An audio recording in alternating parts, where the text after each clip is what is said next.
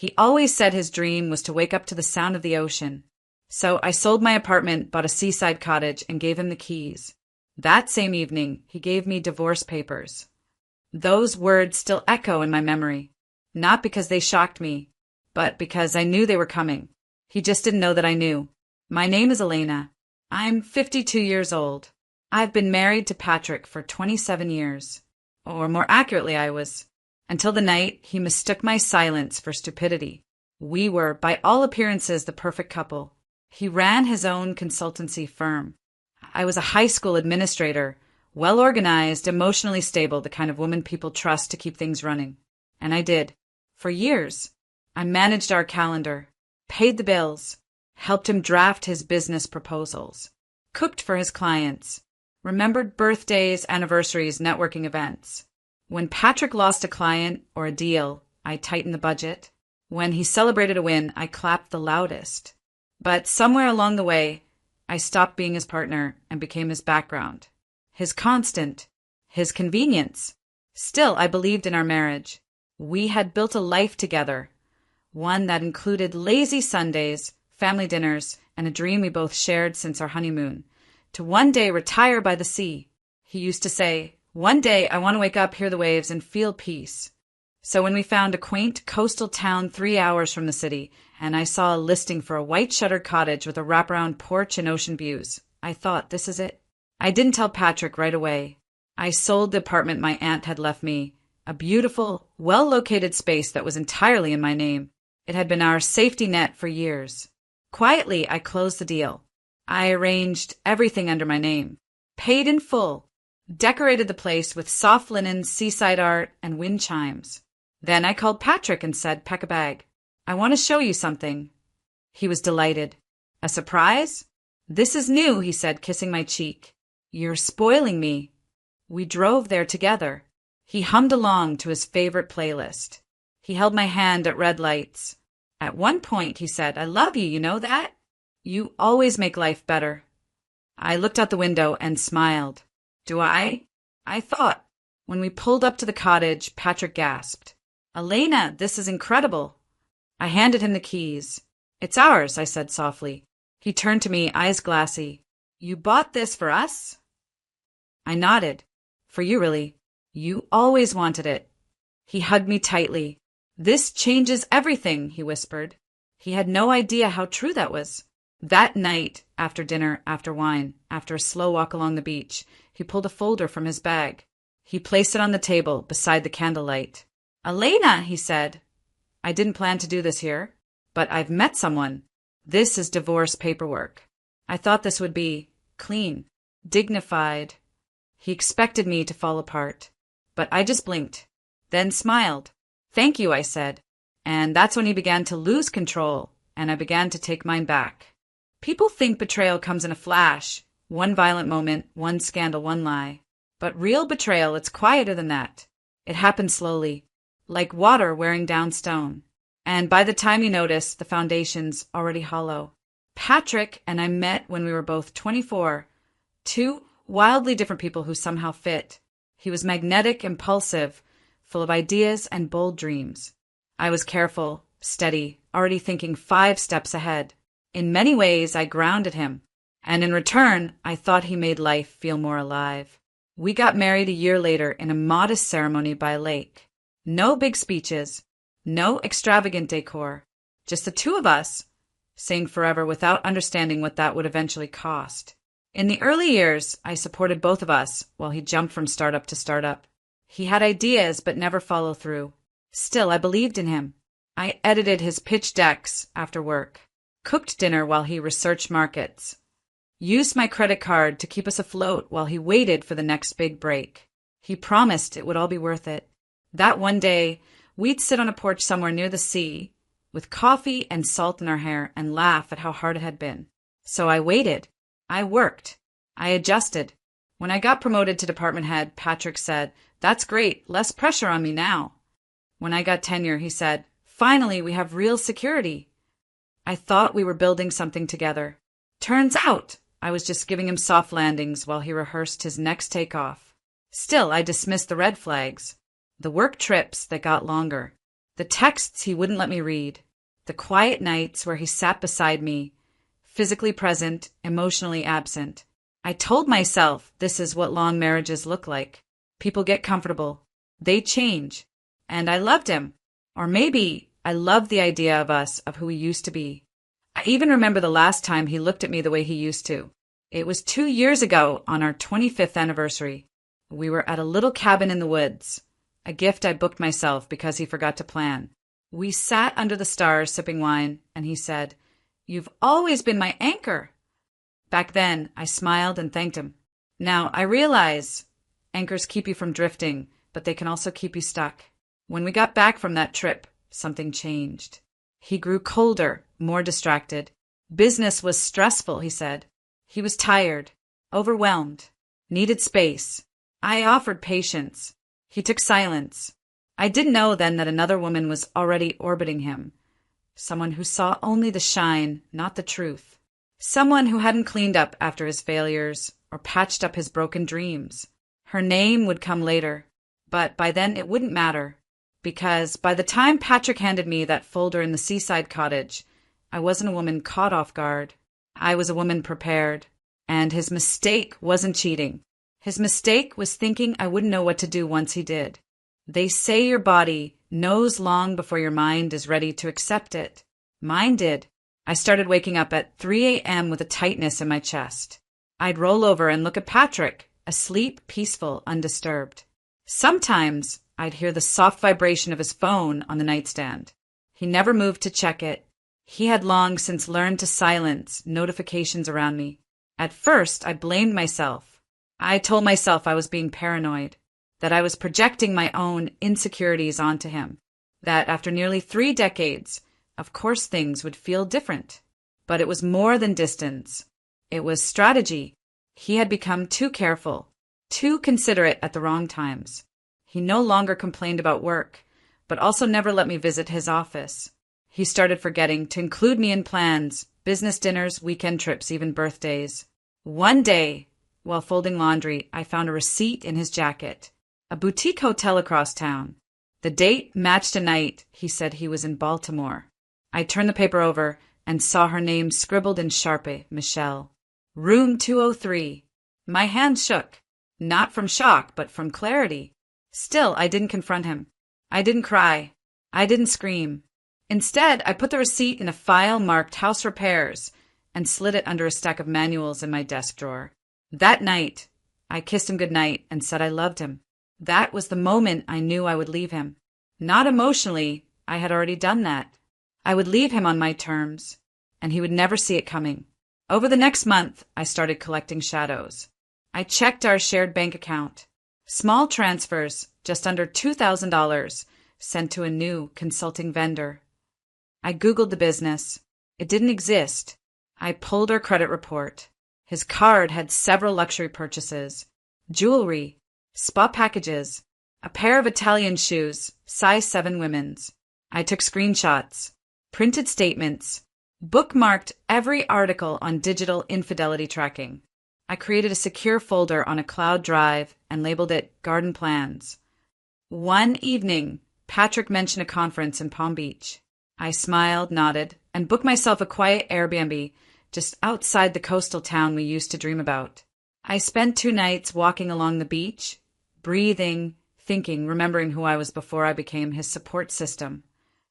On the 3rd day, I made a decision. I called Danielle, a former student of mine who had become a lawyer. She had once told me at a reunion, "If you ever need legal help, I'm the calm before their storm." She was right. We met for coffee. I showed her everything. The receipts, the bank statements, the prenup. She read it twice, then leaned back. "You've got him. Hard.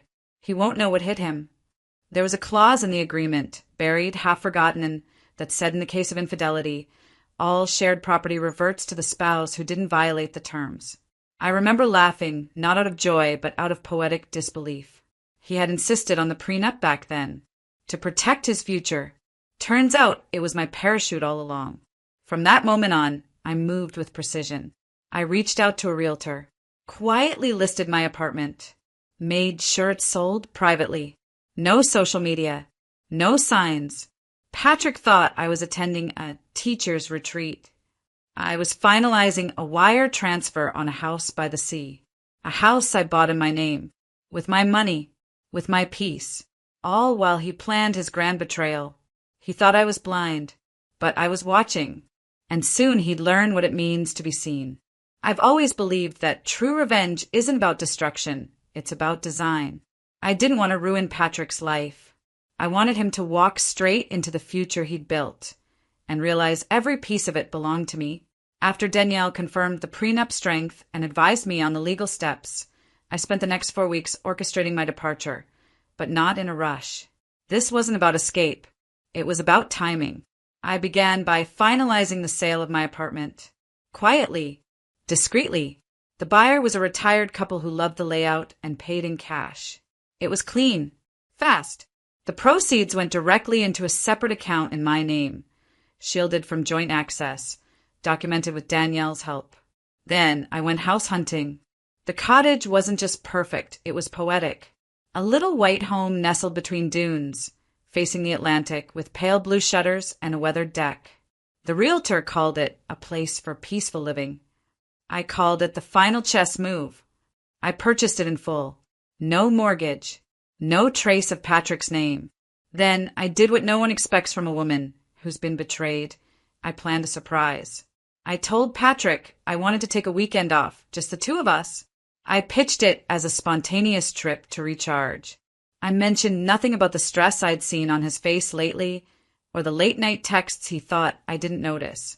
He lit up like a child at Christmas. You're serious? Just us? That's unexpected. I smiled. You've been working hard. You deserve a break. He didn't know I meant from pretending. The day we left, I packed his favorite snacks, curated a playlist, and acted like the woman he used to love. Or the version of her he remembered. Dependable, sweet, naive. He held my hand in the car and said, You've been different lately. Softer. It's nice. I nodded. I've been thinking a lot about the future. When we pulled up to the cottage, he stared, stunned. Elena, you bought this? I handed him the keys. It's yours. He blinked. You mean ours, right? I smiled. He spent the first hour exploring every room, running his fingers along the wooden beams, gazing out the kitchen window at the waves. I can't believe you did this for me, he said, voice low. For us, I corrected. Isn't this what you always wanted? He kissed my forehead. It is. It's perfect.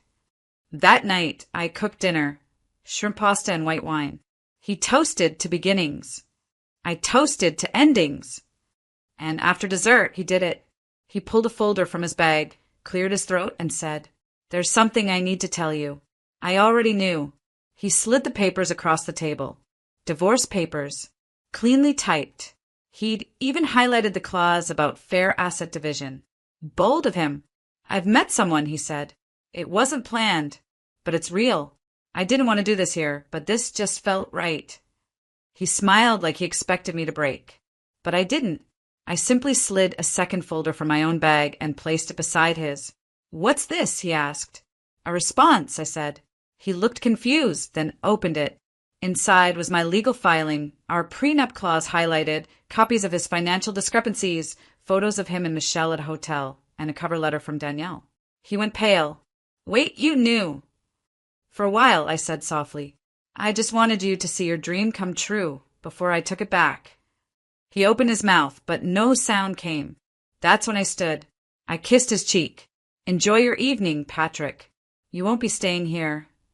And I walked out the door, locked it behind me, and left him sitting in a cottage he thought he owned, surrounded by proof that he had already lost it all.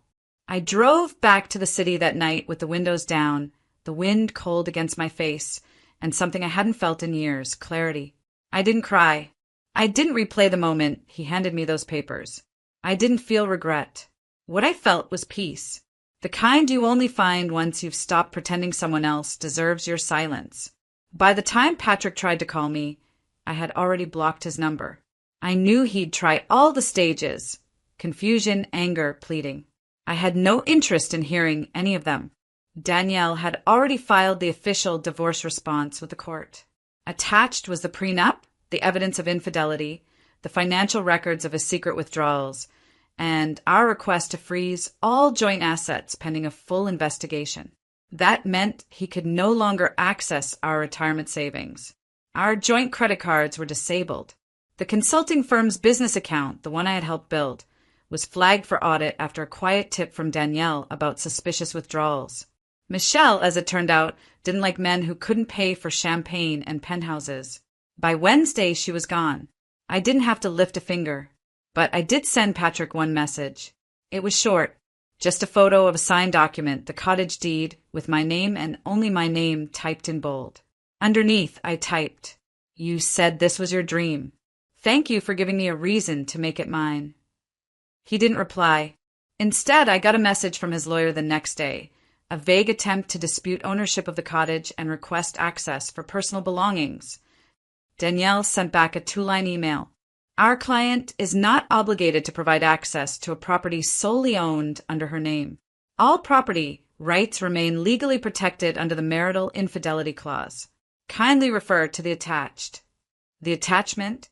That same prenup Patrick had proudly drafted 27 years ago when I had more money than he did. The one he insisted we sign to protect his future. Now it was his ruin. The locks on the cottage were changed the day after I left. I made sure the utilities were transferred to my name and that every legal record pointed to sole ownership. Danielle handled all communications. I never had to speak to him again. That Friday, I visited the cottage alone. The air was different without him, lighter. Even the floorboards seemed to breathe easier. I placed fresh flowers in the kitchen window and lit the fireplace. I sat on the porch with a glass of wine, listening to the waves, the very sound he once said would make him feel whole. And in that moment, I realized something powerful. He had tried to replace me, but I had already replaced him. Not with another man, but with freedom, with silence, with self-worth.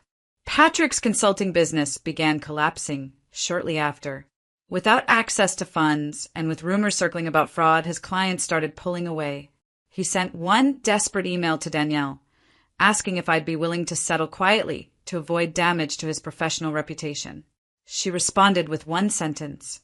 My client has already settled with herself. No further response. I heard through a mutual acquaintance that Patrick moved into a small rented apartment in the outskirts of town. The fancy car was returned. Michelle blocked him on everything. He had told her he was about to be financially free. In the end, he was just not the way he imagined. As for me, I started sleeping in the cottage full time. The bed felt bigger without resentment. The rooms echoed with peace. I started reading again, writing again, breathing again. I didn't celebrate. I didn't dance. I simply existed. And after all those years of shrinking to fit into Patrick's plans, that in itself was the loudest revenge of all. The courtroom wasn't dramatic. No shouting. No slamming fists. Just paperwork, calm voices, and consequences. Patrick sat on one side, looking smaller than I'd ever seen him. His suit was wrinkled, collar wilted, hair slightly disheveled like he hadn't slept. I wore navy blue, clean lines, no makeup, just confidence. Danielle stood beside me, poised and quiet. She wasn't there to fight. She was there to win. The judge reviewed the files, infidelity evidence, account withdrawals without spousal consent, hotel receipts, text messages, the prenup. It was all there, neatly arranged in color-coded tabs.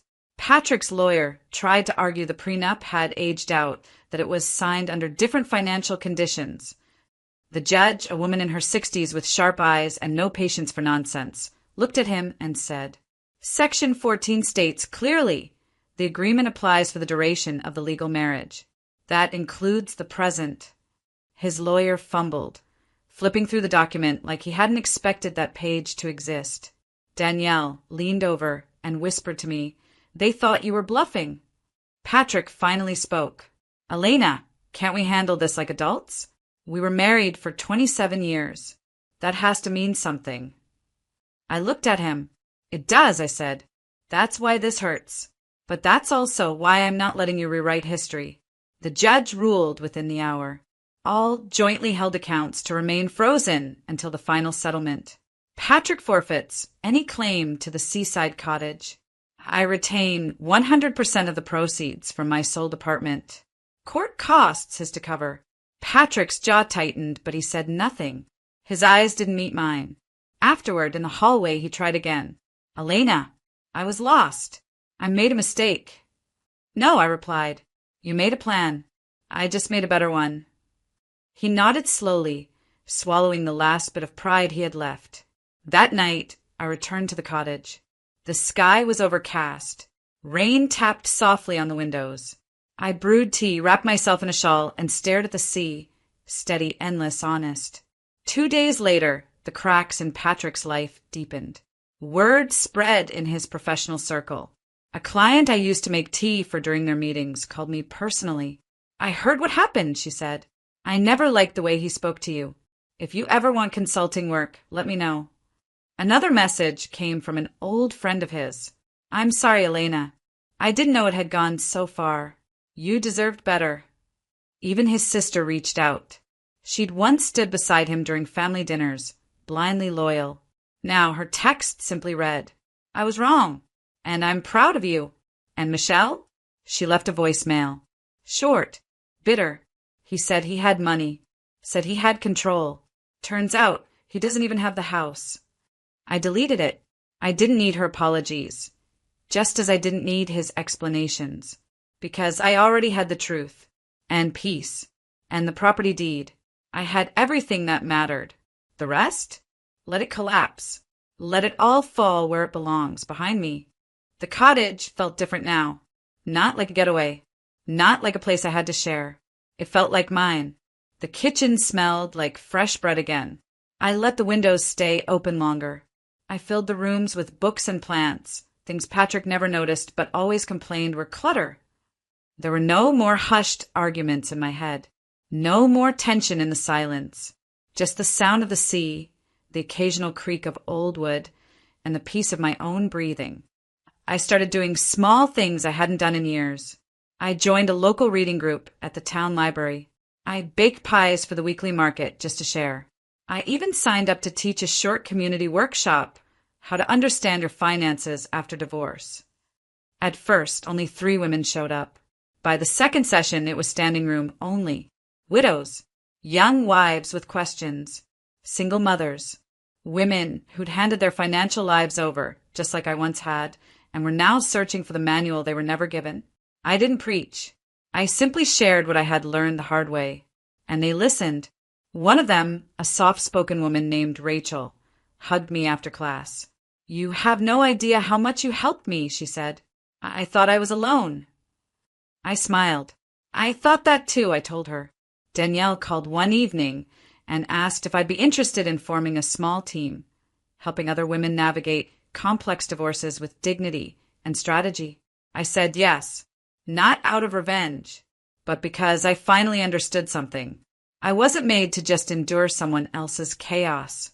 I was made to rebuild, to guide, to live, not for someone else's comfort, but for my own peace. And for the first time in decades, I woke up to the sound of waves, not as the woman who gave everything to someone who didn't deserve it, but as the woman who finally, completely, and beautifully belonged to herself. The final court hearing took place on a rainy Tuesday morning. Patrick arrived alone. No entourage, no smile, just a man who looked like he hadn't stood in the sun in weeks. He wore the same gray suit from our first session, except now it looked like it belonged to someone else. I didn't bring anyone either. I didn't need backup. I had already won everything worth keeping. The hearing lasted under an hour. The judge upheld every term of the prenup. My sole ownership of the cottage was confirmed. The remaining investments were split exactly as the agreement allowed. 80% to me, 20% to him. He barely nodded. As we left the courtroom, he tried to speak. Elena, he said softly, if I had known it would end like this. I turned to him, calm, steady. It didn't end like this, Patrick. It ended a long time ago. You just didn't notice. He looked like he wanted to argue, or cry, or maybe just run. But instead he said nothing, and I walked away. No drama, No speeches, just heels on marble, echoing softly down a hallway that didn't belong to either of us anymore. Back at the cottage, the rain had stopped. A breeze moved through the curtains. My mug of tea was still warm, and the sea was calm again, as if it had been waiting for me. I opened the back door and stepped onto the porch barefoot. The wind chime rang gently above me. That afternoon, I opened a new journal. The first page, blank and waiting. At the top I wrote, "You don't always get closure from them. Sometimes you give it to yourself." I smiled, then closed the book, because this wasn't the end. It was the beginning, not of revenge, not of rebuilding, but of rediscovery. The life I had handed away in pieces was back in my hands, stronger, quieter, more mine than ever. Patrick had dreamed of a house by the sea. I gave it to him, and then I kept it, along with everything he never truly saw in me.